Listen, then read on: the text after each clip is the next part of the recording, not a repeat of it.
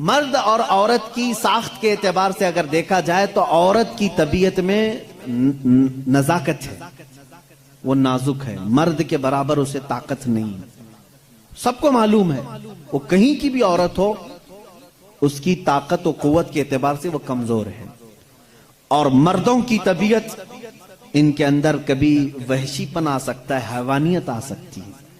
جب اس کی خواہشات عروج پر ہوتی ہیں تو سب سے پہلا اٹیک مرد اگر کسی پر کرتا ہے تو وہ عورت پر کرتا ہے۔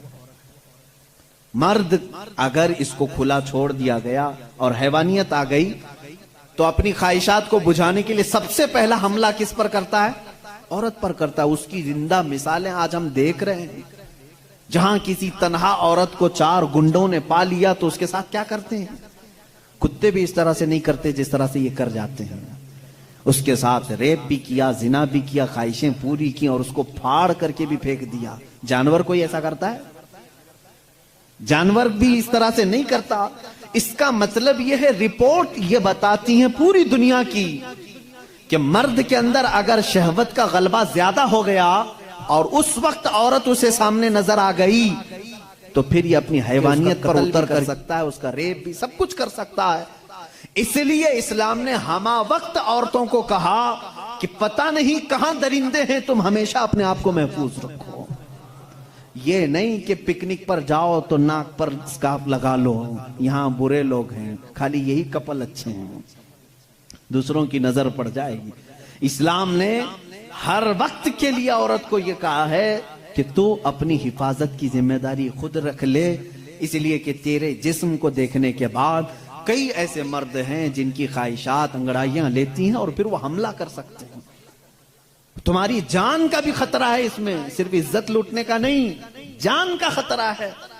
ریپ کے بعد قتل ہوتے ہوئے نہیں دیکھے؟ ابھی سال نہیں گزرا ہوگا، حیدرآباد میں، دلی میں کتنے واقعات ہوئے، اچھے پڑھی لکھی لڑکیوں کے ساتھ ہو، اچھے بڑے گھر کی لڑکیوں کے ساتھ یہ معاملات ہوئے کہ نہیں ہوئے؟ اب یہ جب ہم جواب دیتے ہیں تو وہ یہ کہتے ہیں کہ مردوں کو آپ تلقین کریں کہ وہ عورتوں کو چھیڑ چھاڑ نہ کریں۔ یہ تو ایسی بات ہو گئی کہ گوشت کو کھلا رکھ کر کے کووں کو نصیحت کرو، بیٹا اچھے سے رہو، اخلاق میں رہو۔ ارے کوا ہے، وہ گوشت کھلا رکھا ہے، ہم کووں کو سدھار نہیں سکتے لیکن گوشت کو ڈھک تو سکتے ہیں۔ ہمارے پاس یہی فارمولا ہے، ہم کہاں پورے دنیا کے مردوں کی آنکھوں کو سنبھالیں، حالانکہ قرآن نے ہر مومن کو کہا ہے وَقُلْ لِلْمُؤْمِنِينَ يَغُضُّوا مِنْ أَبْصَارِهِمْ، اے محبوب سارے ایمان والوں سے کہہ دیں کہ وہ اپنی آنکھیں نیچی رکھیں۔ اسلام نے سمجھا تو دیا ہے مردوں کو، لیکن ان کی سیکورٹی کا بھی اہتمام کیا ہے، جس کو یہ سمجھ رہے ہیں کہ یہ پابندی بہت زیادہ ہے، بہت مشکل ہے، یہ پابندی ہے بہت زیادہ مشکل ہے۔ جن لوگوں نے کہا تھا کہ یہ اسلام کی زور زبردستی ہے، عورتوں کو اتنا قید کر کے رکھتے ہیں، بیچارے آج 12 گھنٹے ہاسپٹل میں پورا کا پورا نقاب پہنے ہوئے ہیں، پورا کا، اور ایسا نقاب پہنے ہوئے ہیں کہ ہوا بھی آنا مشکل ہو جاتی ہے۔ اور ہم تو برقعے بیچنے والے مشہور تھے، برقعے بیچنے والے مشہور تھے، آج پوری مغربی دنیا مشہور ہو گئی۔ پی پی کٹ نام رکھا ہے تم نے، برقعے ہی بیچ رہے ہو، بیچ رہے۔ ہم تو صرف حفاظت عورتوں کے جسموں کی کر رہے تھے، تم نے تو برقعہ مردوں کو بھی پہنا ہے، سب کو پہنا ہے۔ اب ان سے پوچھو کیوں اب سختی نہیں ہے؟ یہ کسی کے جسم کو اتنا ڈھانک کر کے رکھنا یہ زور زبردستی نہیں ہے؟ تم کہتے ہو اسلام اتنی سختی لے کر کے آیا ہے کہ عورتوں کو بند کر کے رکھا۔ اب یہ جواب دیں نہیں، وائرس پھیلا ہوا ہے، وائرس پھیلا ہوا ہے، جسم کو لگ نہ جائے۔ ارے نادان، یہی تو 1400 سال سے ہم کہہ رہے تھے، انسانوں کی آنکھوں کا وائرس بھی پھیلا ہوا ہے، کہیں ہماری بچیاں غیر محفوظ نہ ہو جائیں، کہیں کسی کے جسم میں یہ باتیں، یہ آنکھوں کا زہر سرایت نہ کر جائے، ان کے دل بہک نہ جائیں۔ اور میں بہت پہلے سے کہتا آ رہا ہوں، تحقیق یہ بتاتی ہے کہ مرد کی آنکھیں جب اس میں خواہش پیدا ہوتی ہے نا، ایک زہریلا مادہ نکلتا ہے، زہریلا مادہ نکلتا ہے۔ آپ دیکھو غور سے کسی چیز کو، نظر لگتی ہے نا، سب کا یہ تو معمول ہے، نظر لگتی ہے، وہ اس کی نظر لگ گئی، اس کی نظر لگ گئی، تقریباً سب لوگ مانتے ہیں نظر لگتی ہے، اور اسلام بھی کہتا ہے العین حق، نظر لگتی ہے۔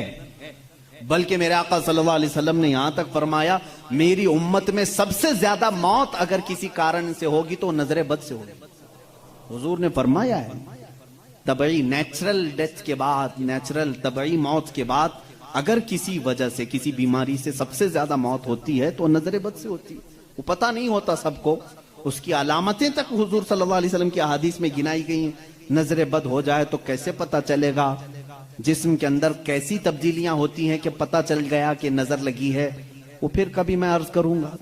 لیکن نظر لگتی ہے یہ سب کو معلوم ہے، اور جدید تحقیقات کے اعتبار سے بھی اگر میں آپ کو بات کروں، پھول کو اگر زیادہ دیر تک تم دیکھتے رہو گے تو مرجھا جائے گا، کیونکہ ہماری آنکھوں کا زہر اس پر پڑتا ہے اور اس کی طبیعت مرجھا جاتی ہے۔ وہ جتنا اپنے ٹہنی میں لگ کر کے جتنی دیر تک تازہ رہ سکتا ہے، تمہارے ہاتھ میں آنے کے بعد اتنی دیر تازہ نہیں رہے گا، کیونکہ کچھ بیکٹیریا ہمارے اندر ہیں اور آنکھوں سے نکلنے والی چیزیں بھی ہیں۔ اسی طرح سے عورتوں کا جسم اتنا نرم ہے اور نازک ہے کہ باہر کے زہریلے مادے ان کے جسم پر پہلے اثر کرتے ہیں، مردوں کے جسموں پر کم لیکن عورتوں کے جسموں پر زیادہ اثر کرتے ہیں۔ اب کوئی وحشی درندہ جس کی نگاہیں زہر پھینک رہی ہوں اور کسی لڑکی کا جسم ننگا ہو، وہ بغیر لباس کے ہو، تو ظاہر سی بات ہے اس کے جسم کے اندر جیسی ہی وہ نظریں جاتی ہیں، اس کے دل میں بھی برائیوں کی خواہشیں پیدا ہونا شروع ہوتی ہیں۔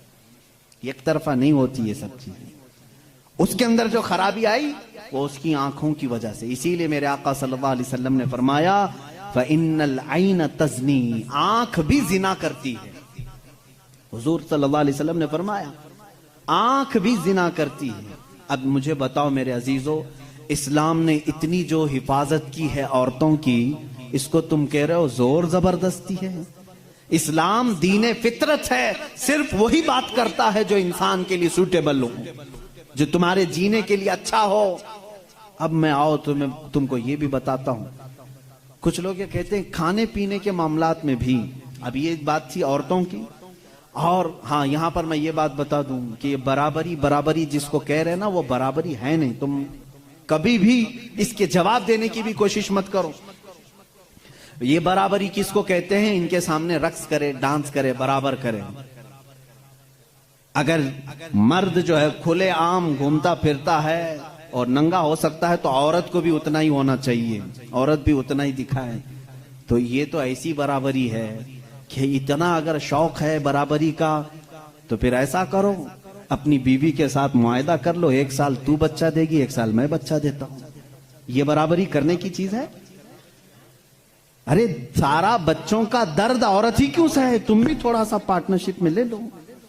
ایسا نہیں کر سکتے، تمہیں معلوم ہے عورت کی فطرت ہے، کچھ چیزیں ایسی ہیں اس کی ساخت میں اس کے لیے وہ ضروری ہیں، اور اسلام یہ سمجھتا ہے کہ عورت کے لیے اس کے گھر میں رہنا زیادہ سوٹیبل ہے بنسبت باہر گھومنے پھرنے کے۔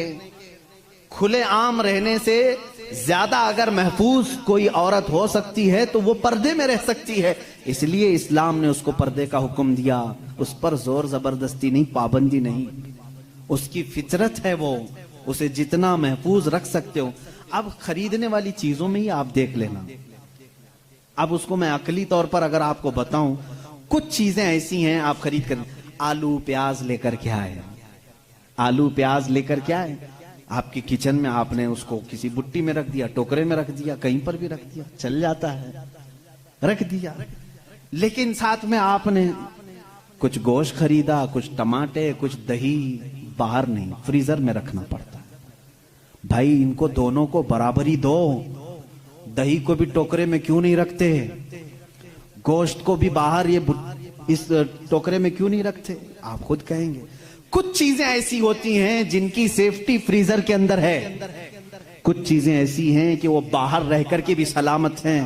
جب تمہیں دنیا کے ہر نظام میں یہ بات سمجھ میں آتی ہے تو اللہ نے مرد اور عورت کو پیدا ہی ایسا کیا ہے کہ مرد اگر باہر رہے تو سیف ہے، اس کے جسم کی ساخت ایسی ہے، لیکن عورت گھر کے اندر زیادہ سیف ہے، اس لیے اسلام نے اسے پردے کا حکم دیا ہے۔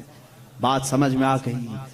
اسلام نے زور زبردستی اس کو پابند نہیں بنایا، زور زبردستی پابند نہیں بنایا۔